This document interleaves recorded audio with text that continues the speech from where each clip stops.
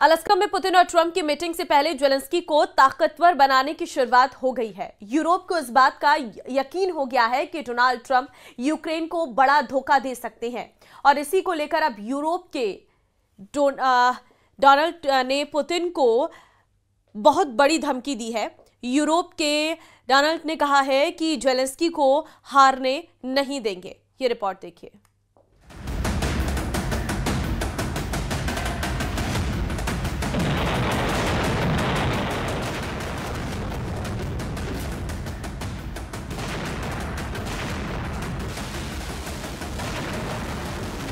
Alaska में ये वो एयरफोर्स बेस है जहां 15 अगस्त को पुतिन और ट्रंप की बातचीत होनी है। एंकरेज शहर में ये एल्मेंडॉफ मिलिट्री बेस है। इस अड्डे को यूक्रेन पर सबसे बड़ी मीटिंग के लिए तैयार कर दिया गया है। क्या इस मीटिंग में यूक्रेन के युद्ध को लेकर जमी बर्फ पिघलेगी या फिर इस मिलिट्री बेस से नजर आने वाले अलास्का के बर्फीले पहाड़ उसे और कई सालों तक जमा देंगे? यानी युद्ध और तेज होगा और खतरनाक होगा और पूरा यूरोप उसमें खिंचा चला आएगा।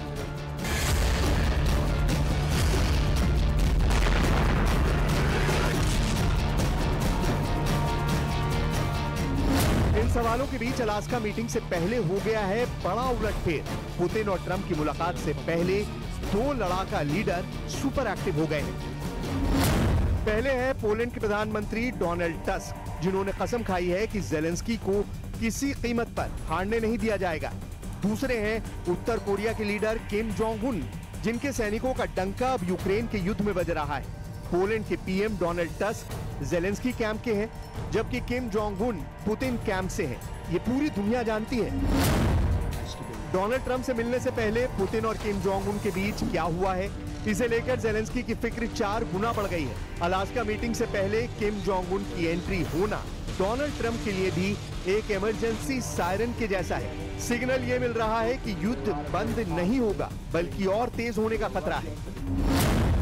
पुतिन ने उत्तर कोरिया के लीडर किम जोंग उन से फोन पर बात की है। उत्तर कोरिया के सरकारी मीडिया ने कहा है कि पुतिन ने किम जोंग उन को सैन्य मदद देने के लिए शुक्रिया कहा है, क्योंकि उत्तर कोरिया के सैनिकों की मदद से रूस ने अपने कुर्स्क इलाके से यूक्रेन के सैनिकों को खदेड़ दिया है।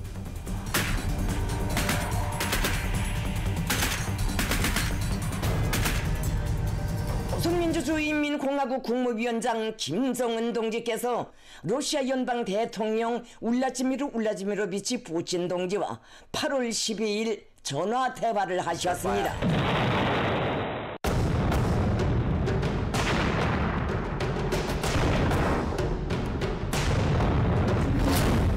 (2024) में रूस और उत्तर कोरिया के बीच सामरिक समझौता हुआ था। इसके बाद यूक्रेन के खिलाफ किम जोंग उन ने रूस की बड़ी मदद की।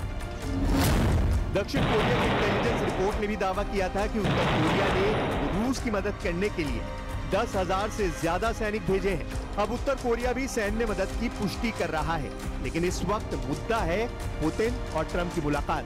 ज़ेलेंस्की ने कहा है कि ट्रंप को पुतिन की बातों में न आकर रूस पर और ज्यादा पाबंदियां लगाने की जरूरत है।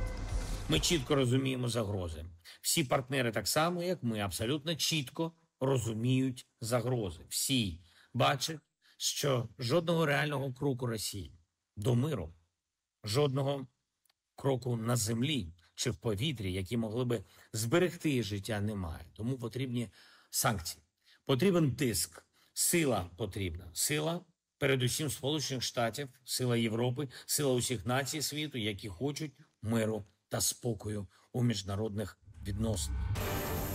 जंग में यूक्रेन की हार ना हो, इसकी गारंटी लेने ज़ेलेंस्की जर्मनी पहुंचे। यहां राजधानी बर्लिन में उनकी वर्चुअल मीटिंग होगी, जिसमें यूरोप के नेता होंगे और डोनाल्ड ट्रंप भी शामिल होंगे। अब सवाल उठ रहे हैं कि क्या ज़ेलेंस्की ने ट्रंप से कह दिया है कि अमेरिका रेड लाइन को पार करने की कोशिश ना करे? After Special Envoy Witkoff returned from his meeting with President Putin in Russia, his first phone call was to President Trump. And President Trump's first phone call was to President Zelensky and to our friends in Europe to keep everybody in the loop about where the United States can see moving the ball forward to end this conflict. And so we continue to be very much engaged with President Zelensky and the Ukrainians, but also our allies in Europe as well. Putin और Trump की meeting को लेकर सबसे ज्यादा Europe घबराया हुआ है, क्योंकि डोनाल्ड ट्रंप ने कह दिया है कि जमीन की अदला बदली करनी होगी। अगर ऐसा हुआ तो यूक्रेन की हार पक्की है और यूरोप ये होने नहीं देगा। सवाल है कि क्या ज़ेलेंस्की को एक डोनाल्ड धोखा देगा और क्या दूसरा डोनाल्ड यूक्रेन को बचाने के लिए युद्ध में कूद पड़ेगा। एक तरफ ज़ेलेंस्की को खतरा डोनाल्ड ट्रंप से है और दूसरी तरफ उनकी मदद को तैयार हैं पोलैंड के प्रधानमंत्री Donald tusk. To znaczy Ukraina nie może tej wojny przegrać i nikt nie ma prawa wywierać presji na Ukrainę, jeśli chodzi o ustępstwa terytorialne czy inne decyzje, które pachniałyby kapitulacją. एक बात साफ है कि Ukraine को जिताने के लिए Zelensky से ज्यादा दूसरे देशों के लोग जुटे हुए हैं। इसमें नेटो के बड़े बड़े देश शामिल हैं। अमेरिका भले अभी हथियारों की मदद दे रहा हो, लेकिन जमीन पर ज़ेलेंस्की के साथ नेटो के सैनिक ही मौजूद हैं। ये दावा पुतिन की तरफ से बार बार किया जाता रहा है। अब पोलैंड कह रहा है कि यूक्रेन को हारने नहीं देंगे, क्योंकि यूक्रेन की हार का मतलब बहुत गहरा है और इसका दूरगामी असर होगा।